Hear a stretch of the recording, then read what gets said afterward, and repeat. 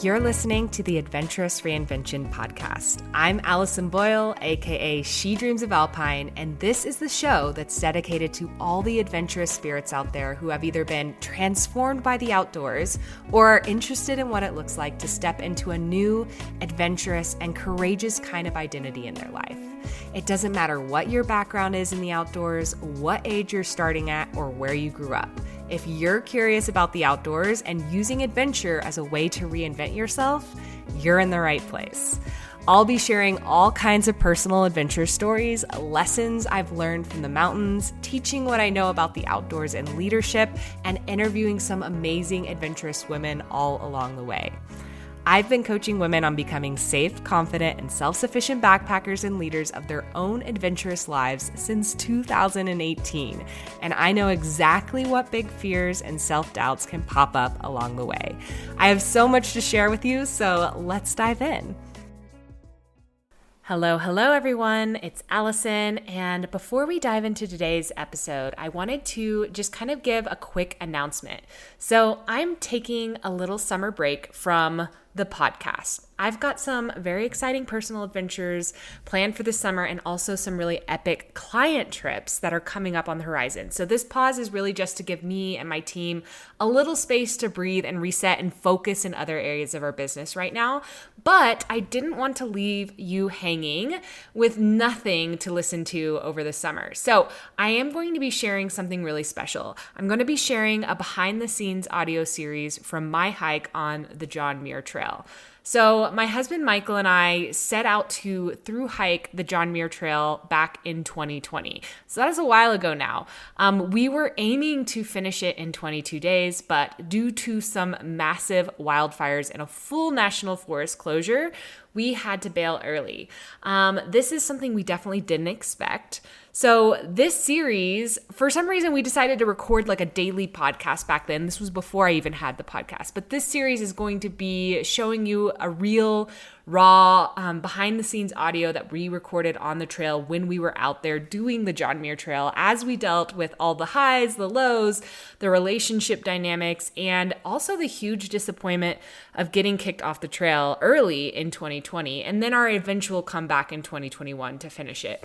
So if you have ever dreamed of hiking the JMT or you just love a good adventure story, you are going to love these sort of like bite-sized episodes that are coming up of our kind of behind the scenes trail diary. This is something that I've never released before. So I really think you're going to enjoy this, and it will kind of like fill that, adventure itch that you might be getting while we're taking a little break from our normal episodes. And this series will run through about mid-August, and then we will be back with fresh episodes on the Adventurous Reinvention podcast. If you're listening to this kind of midway in the series, be sure to go back and listen to previous episodes. But at the end of the day, I hope you enjoy this and that it's a nice little kind of thing to get you excited about your own adventures and maybe even eventually pursuing the John Muir Trail one day. All right, let's dive in. Hello. This is Allison. And Michael, what's up? And we're back at the JMT podcast, and we officially just completed our day 22, or otherwise our day 10. And so today was a chill day. Smooth sailing today. Yeah, basically mostly downhill, but we did have a little bit of uphill at the end to get to the cathedral. So we made it flat.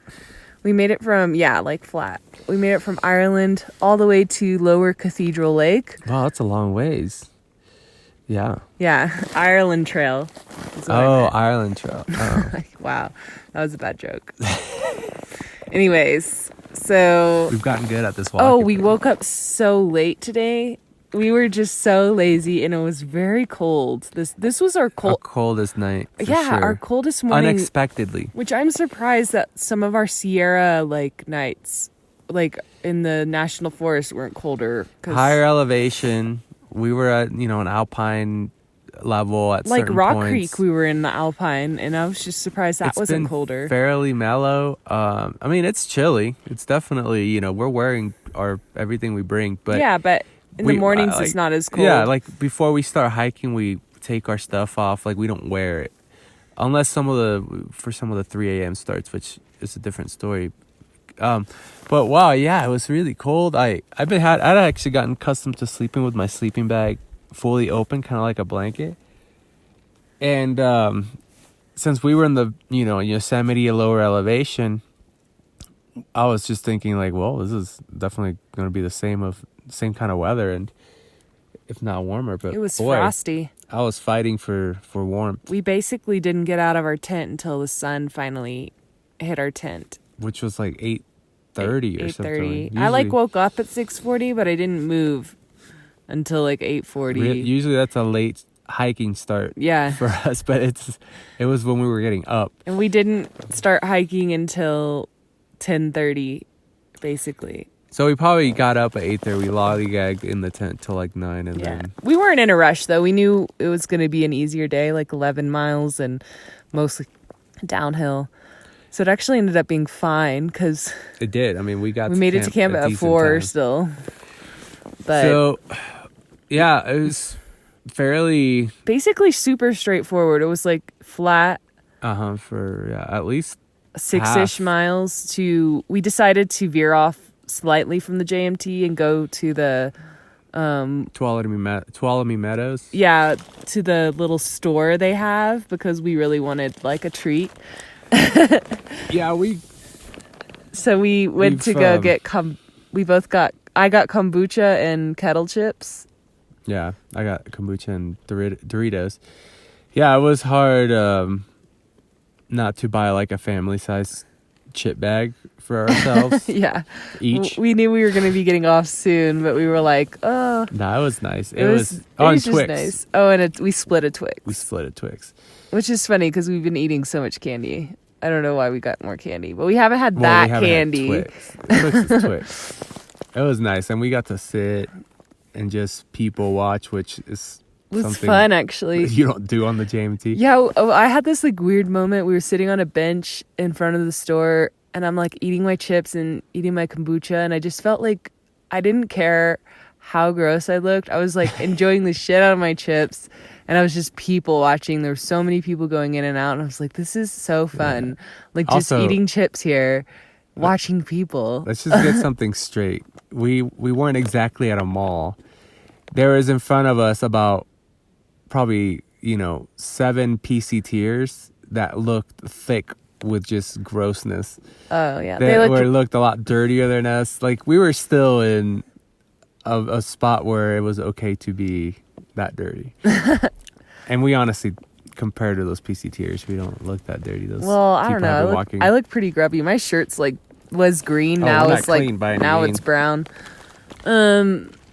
That was but it was fun. And then there was the Yosemite folk driving in and doing day hikes, going in and out of the store as well. And we've hung that fun to listen to conversations. We've also hung out there before on a few occasions. Because it's also got trailheads, and I've fished there, and so it was nice finally coming into Yosemite and connecting to a place I was familiar with and getting grounded.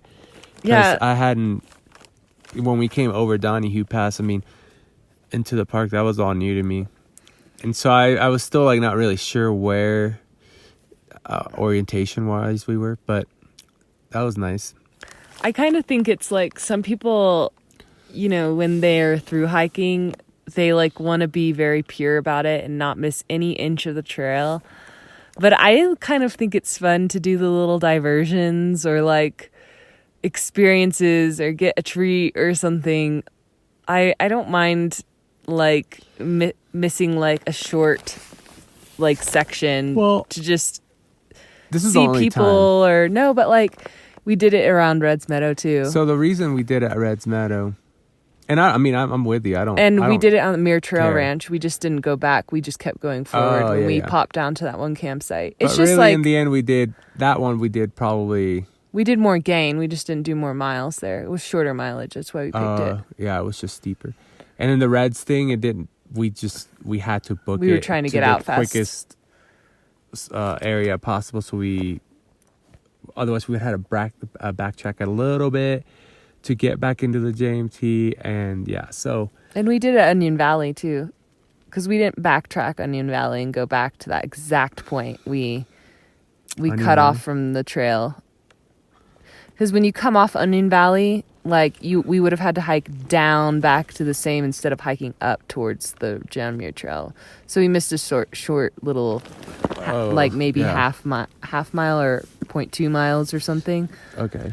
Just to hop back on when we came off of that resupply. Right. I actually didn't remember that from last year, but yeah. Yeah.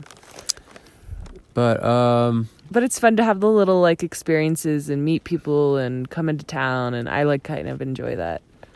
Yeah, no, it's been awesome. We got to talk to a older group. They were very curious. We were taking turns going to the bathroom, and they were asking us if we were about to start on a trip.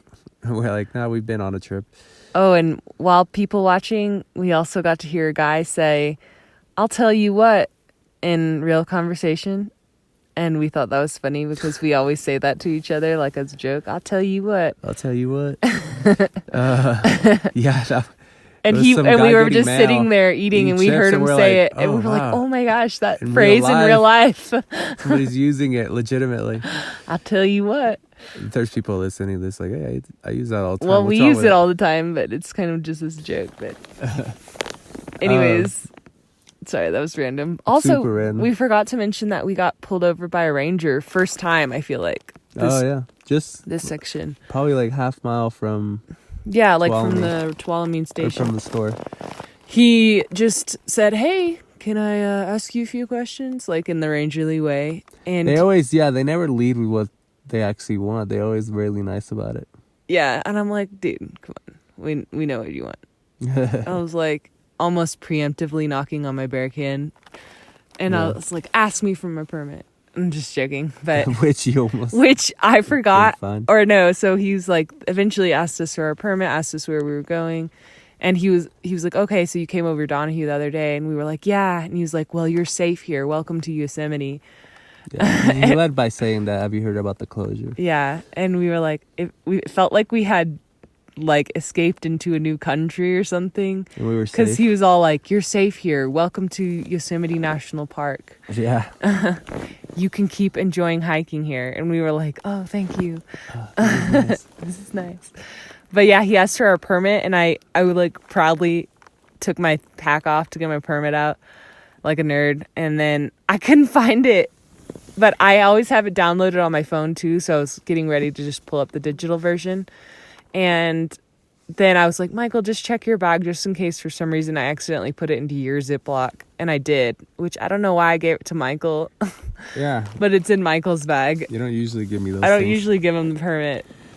He just tends, like, if you've listened to any of the past episodes, he just tends to, like, forget things or lose them sometimes. I don't agree with this. Well, they can re-listen to the past episodes and find that that's valid. So don't do that. I rest my case. But anyways, and he signed it, and he seemed surprised that he was the first ranger to sign our permit. Well, he said you might come across other rangers. I think my guess is that because of the closures, people might be backtracking or trying to hide out in the park in the time being, especially PCTers. Who knows? No, there's just usually more rangers in. No, there is in Yosemite, general, I feel like. at a national park, but maybe they're on top of that. But we used a real bathroom too at the wilderness station place. Oh yeah, that was nice. Was your toilet really high? No. It was oddly high. This is a weird question to ask me now, like way after the fact. I just noticed it was like higher than my knees. I was like, this is really weird. No, maybe the men's were weird. But then I got to wash my hands in running water with soap. That was also nice. Yeah. Yeah, I got to But scrub. they're dirty again.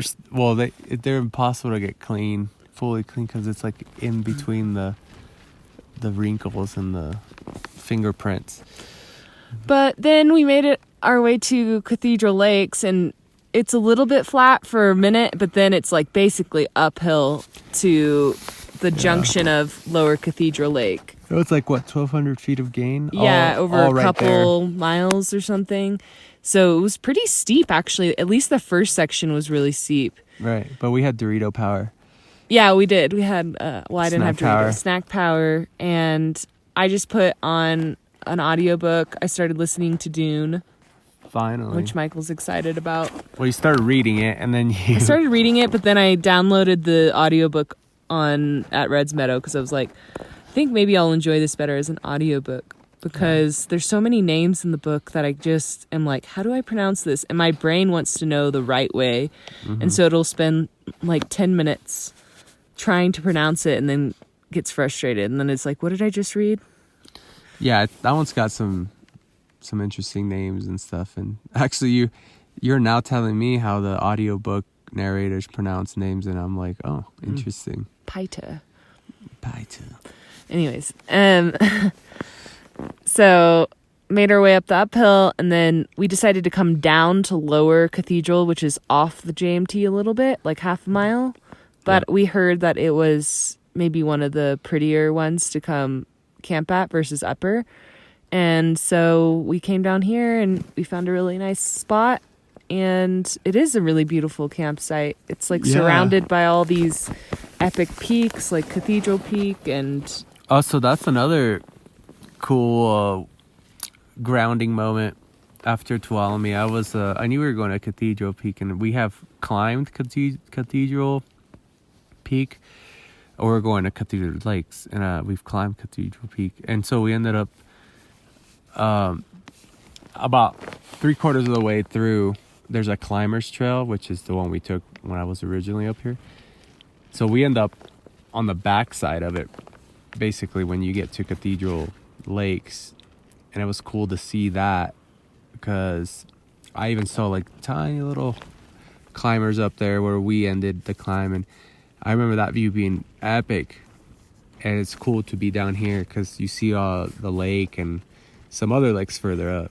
And the lake is just as beautiful up close down here. You could tell Yosemite's suffering from a little bit of a water drought. Mm-hmm. Things are a little dry. The lake's a little low. Nothing crazy, but like the streams and stuff that are supposed to end up in the lake, they're kind of dried up.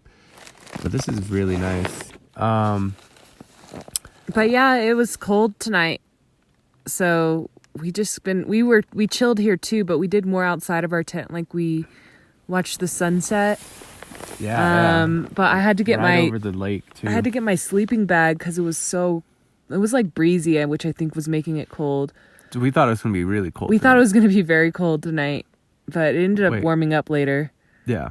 And but at first it was very cold, and Michael had like we're like getting close to being the end and realizing we have some extra food. I was like, do you want 2 dinners tonight? And he had 2 curries. Oof. And then banana pudding dessert, and I had a lemon couscous and banana pudding dessert. Right, because it was still sort of early, and I wanted to take some Milky Way shots tonight because the setup is nice. And we had, there's nothing else to do after dinner except wait to get my shot. I had already actually set up the shot and everything, and so I was just laying in bed with all that curry in my stomach, trying to read, and but eventually the sun went away, and wow, I was thinking I would have to wait till later to do this. We saw the Milky Way. Yeah, but like maybe an hour after or maybe less, 45 minutes after the sun went down, boom, just full Milky Way. It was beautiful. Yeah, absolutely amazing. That's probably, so the when we started hiking, it was almost the full moon-ish. And at this point, the moon is getting more and more crescent. And tonight, it wasn't in the sky at this time. So this is the clearest I've seen the Milky Way. And usually, I try to make it a habit to look up whenever I go to the bathroom in the middle of the night. But man, you're just so tired. You're just like, wow, this is nice. But like, you just go back in bed as soon as possible because it's cold. But got some good shots. At least I think. It's always hard to tell on the small screen of the camera, but been wanting to do that for a little bit. This was, I think, as good a spot as we're gonna get. And I was inside the tent, and every like few minutes you'd be like, turn the light on. Okay, now turn it off. And I was like trying to go to sleep, and then finally you told me, turn it off. Okay, that should be like the last time I need you to do that. And then I passed out. And then I was like, we need to do the podcast. Yeah. Because we've been almost forgetting every to night. do the damn podcast every night. Here we are. But yeah, tomorrow, what's the plan tomorrow? Tomorrow we are going to head really close to Also, Half Dome, like Clouds Rest Junction, or we'll go to Little Yosemite Valley. It just depends on how much energy we have. Now, it's all downhill mostly. Maybe like 1,000 feet of gain, because we have to go up Cathedral Pass. Yeah, this morning, and then it's mostly downhill. That's not bad though. Is Clouds Rest the lookout? Clouds Rest is it's a cool trail. There's like multiple ways you can get up to Clouds Rest. The junction that we're gonna potentially camp at is a different junction than the main trail people take to day hike it. It's like a junction closer to Half Dome. But there's like a view, right? Yeah, it's like a cool hike that you can take to view Half Dome. But do we get to see that? No, we don't. We're not going up Clouds Rest Trail. So we're just passing by? I think you'll still see Half Dome on our hike down into the valley. Right. But nice. But we'll see. I forget. Yeah, it's funny experiencing this part of Yosemite, or walking basically through Yosemite, because it takes, like, if anybody's ever been here and driven from Tuolumne to the valley, it takes like over 2 hours by car. But you see these signs, as soon as you get into the park, and it's like, oh, the valley's just 30 miles away. Mm-hmm. So it's almost like quicker to do it by foot if you have the stamina. It's not quicker to do it by foot, but it's obvious that they've made the road, follow outside of the beautiful parts of the park where the trails are, to keep things, quiet and to not ruin the, while at the same time getting like a scenic view of the park. So it's kind of winds through the outskirts, but yeah. Anyways, tomorrow we're gonna finish it off, or not finish it off, but almost finish it off, and then the last day we'll have just like 5-ish, 7-ish miles to. We wanted like a shorter half day, that way we could like get food, go drive into Mammoth, and then like we said, it's gonna take like 2.5 hours to get there, and but yeah, so looking forward to finishing this off. Yeah, it's bittersweet, honestly. It's nice. We'll be back tomorrow night. But I'm gonna miss it. Bye. Bye. Hey, I wanted to thank you real quick for tuning into the show and listening all the way to the end. If you love this episode and you want deeper support in becoming a safe, confident, and self-sufficient hiker and backpacker, then head over to shedreamsofalpine.com/waitlist to learn more about our Backpacking Badass coaching program, where I teach you absolutely everything you need to know to be self-reliant on the trails and stop waiting around on others for the adventure invite. So I'd love to help you more in your journey of stepping into your adventurous identity, and that program is the absolute best place for us to start working together. So again, that's shedreamsofalpine.com/waitlist, and you can learn all about it there. So that's it for today, folks. I hope you get to spend some time outside this week, and I'll be back very soon with a brand new episode. Bye.